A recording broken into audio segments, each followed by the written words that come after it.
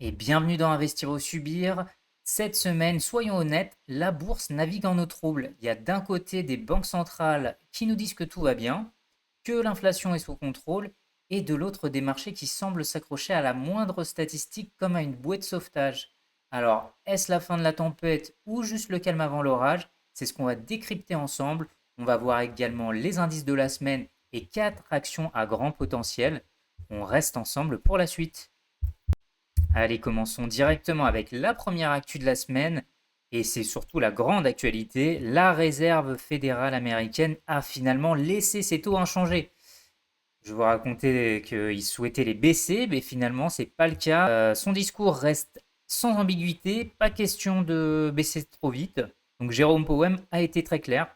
L'économie américaine reste robuste, le marché de l'emploi résiste, et donc pas besoin de précipiter un assouplissement monétaire. Bon, mon avis perso, c'est que le marché fait une grave erreur d'interprétation. Il y a beaucoup d'investisseurs qui se persuadent que la baisse des taux est imminente, alors que la Fed n'avait donné aucun signal concret. Donc, résultat, on a un rallye boursier artificiel construit sur une illusion. Et comme toujours dans ce genre de situation, plus la bulle gonfle, plus l'explosion peut être violente. Et la deuxième actualité, c'est bien sûr en Europe, la BCE commence à changer de ton. Donc Christine Lagarde parle désormais d'ajustement technique plutôt que de hausse ou baisse. En clair, la Banque centrale veut garder toutes ses options ouvertes. Donc attention, ce float, c'est pas anodin. Ça signifie que la BCE elle-même n'a plus vraiment confiance dans ses propres prévisions. Donc c'est pas un signe positif. Et quand une institution censée piloter l'économie navigue à vue, c'est rarement bon signe. Donc là, mon avis, c'est que l'Europe est plutôt piégée en fait. L'inflation recule et on passe à la semaine en un coup d'œil avec les indices. Le CAC 40 qui termine la semaine légèrement en baisse, 0,4%, c'est plombé par le luxe et l'énergie. Le S&P 500 reste stable, plus 0,1%, tandis que le Nasdaq qui surperforme encore une fois grâce au tech, plus 0,6%. Ce qu'il faut comprendre, c'est qu'on est dans un marché qui cherche un narratif, tantôt celui de la désinflation maîtrisée, tantôt celui de la reprise molle, et tant que ce flou perdure, les indices risquent d'osciller sans vraie direction. Et allez, on démarre directement avec la première action. Donc là, on est dans le secteur aéronautique et de la défense. Vous connaissez sûrement, on parle de Airbus. Ça reste un pilier stratégique de l'industrie européenne avec un carnet de commandes record dépassant les 8000 appareils. La demande mondiale en aviation commerciale repart fortement, portée par la reprise des voyages et la croissance des compagnies low cost notamment. À long terme, la transition vers des avions plus économes en carburant devrait renforcer sa position dominante. Le potentiel de croissance est solide avec une visibilité sur plusieurs années. Mais la valorisation reste sensible aux coûts de matières premières et au retard de production. Attention également à la concurrence chinoise qui monte en puissance avec Comac. Donc voilà, on est sur un petit potentiel, 4,1%. Mais ça reste sur les 6 mois une belle action solide, donc qui pourrait être intéressante. On passe directement avec la deuxième action. Là, on est dans le secteur des infrastructures électriques et bâtiments. Donc le grand bénéficie directement de la transition énergétique et de l'explosion de la demande en solutions d'efficacité électrique, domotique et bornes de recharge. Donc son business model très rentable, basé sur des marges élevées et une forte génération de cash, lui donne une grande capacité d'investissement. La croissance organique reste soutenue en Europe et surtout aux États-Unis, et les acquisitions ciblées renforcent encore sa présence internationale, son profil plutôt défensif bien sûr, et ses dividendes réguliers séduisent les investisseurs à long terme.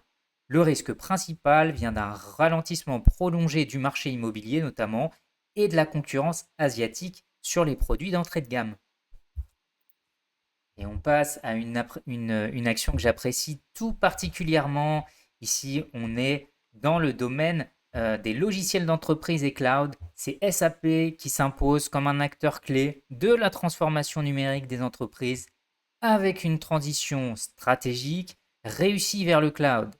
La montée en puissance de ces solutions d'IA générative et d'automatisation ouvrent des nouvelles sources de revenus récurrentes. Les perspectives de croissance sont bien robustes grâce à l'adoption croissante de ces ERP dans les PME et aux contrats longue durée. La valorisation reste raisonnable par rapport à ses concurrents américains, ce qui en fait une valeur intéressante pour jouer la digitalisation mondiale.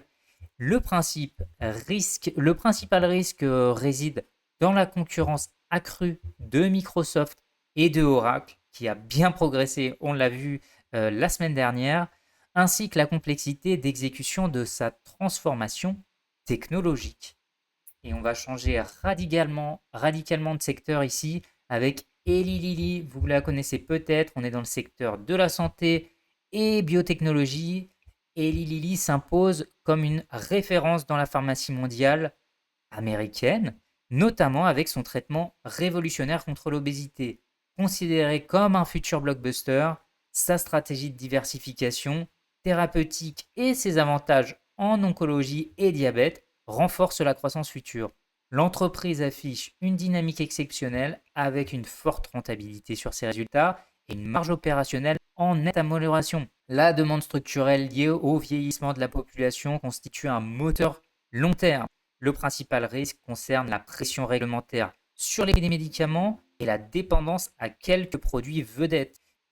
Le concurrent est bien sûr Novo Nordisk en Europe, mais Eli Lilly étant stratégiquement positionné aux États-Unis pourrait bien rafler un marché très intéressant. Ici, on a un potentiel de plus de 26%. Donc là, on est sur un vrai potentiel.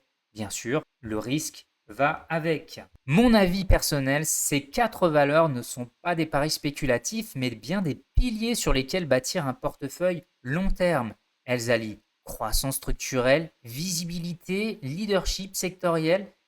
Et merci à tous d'avoir vu la vidéo. Je vous invite à laisser un petit like et à vous abonner à la chaîne pour pouvoir suivre chaque semaine cet hebdo. Je vous dis à la semaine prochaine. Allez, ciao.